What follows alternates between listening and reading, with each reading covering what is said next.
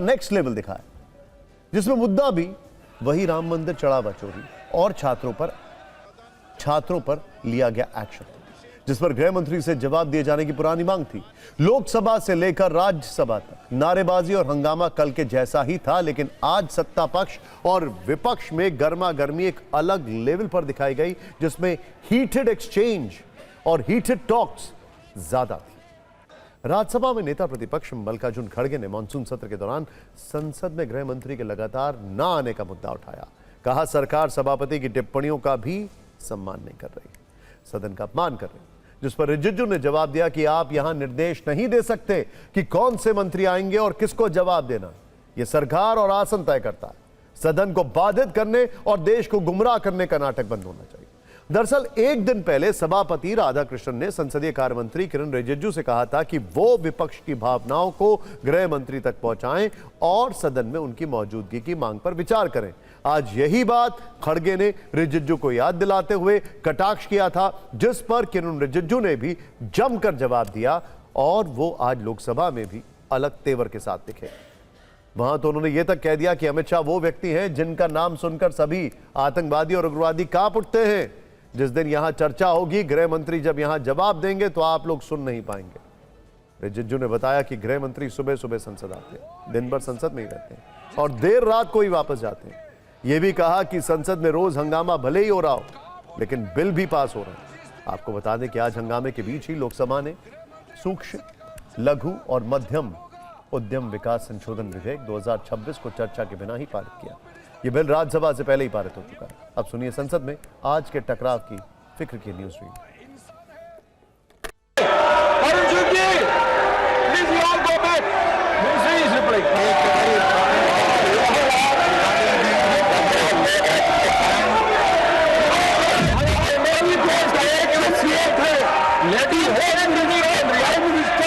सदन में आए, स्टेटमेंट करे, इसकी बात आपने कही थी, लेकिन आपके बात को भी वो मर्यादा नहीं कर रहे। आप लोग नाराबाजी करके तुरंत चले जाते हैं पार्लियामेंट छोड़ के, लेकिन होम मिनिस्टर सुबह से लेकर देर रात तक पार्लियामेंट में ही रहता है, देश का संचालन करता है, और जब होम मिनिस्टर जवाब देगा आप लोग सुन नहीं पाएगा। अब लोग क्या बात करते हैं? सदन में आएंगे गृह मंत्री, आप लोग मन कर रहे हैं, 4 दिन बचे हैं सदन में। लगता तो नहीं है, मुझे लगता है कि वो आने से डर रहे हैं, किसी वजह से नहीं आ रहे हैं। आना चाहिए, जवाब देना चाहिए, स्टेटमेंट देना चाहिए, इसमें क्या बात है। कुछ हुआ है, गलत हुआ है तो जिम्मेदारी लीजिए। करोड़ों लोगों की आस्था के साथ खिलवाड़ हुआ है तो बारिश हम लोगों को थोड़ी रोक सकती है। हम तो रोजाना ये करेंगे जब तक गवर्नमेंट सब स्पष्ट नहीं कर देगी। सरकार हर विषय पर चर्चा करने के लिए तैयार है। हर विषय पर हम लोग कह चुके हैं कि हम लोग जिस पे भी आपको बहस करनी है, जिस पे भी आपको चर्चा करनी है, पर आप सदन चलने तो दीजिए। इसमें कंफ्यूजन नहीं होना चाहिए कि हाउस नहीं चल रहे हैं। हाउस चली है, बिल्स पारित हुए हैं, सिर्फ चर्चा कम हुए हैं क्योंकि हंगामा है। संसद में लगातार 15वें दिन प्रश्नकाल और शून्यकाल नहीं चल सके हैं, लेकिन इस सियासी फाइट को आप डिकोड करेंगे तो इसके केंद्र में 2 कीवर्ड्स ट्रेंड करते मिल रहे हैं। पहला है FCRA यानी कि फॉरेन कंट्रीब्यूशन रेगुलेशन एक्ट, जिस पर एक संशोधन विधेयक सरकार इस सत्र में लाना चाहती है, और दूसरा शब्द है परिसीमन, जिसके प्रस्ताव में सीटों की संख्या 543 से बढ़ाकर लगभग 850 तक करने का प्रावधान। सरकार इससे जुड़ा विधेयक भी लाना चाहती है, लेकिन हमारे पास जो जानकारी है कि FCRA और परिसीमन को लेकर कांग्रेस और सरकार में ठनी हुई है।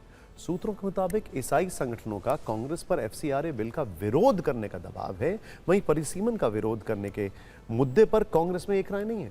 DMK परिसीमन बिल का समर्थन कर सकती है। ऐसे में दक्षिण भारतीय दलों के हाथ से विरोध का मुद्दा खत्म हो सकता है, लेकिन तमिलनाडु कांग्रेस के कुछ नेता इस मुद्दे को बनाए रखना चाहते हैं, जबकि दिल्ली में कांग्रेस आलाकमान गिव एंड टेक चाहता है, यानी सरकार एक बिल पर झुके तो दूसरे बिल के पारित होने का रास्ता बने। कांग्रेस चाहती है कि FCRA बिल सरकार वापस ले या फिर बदले।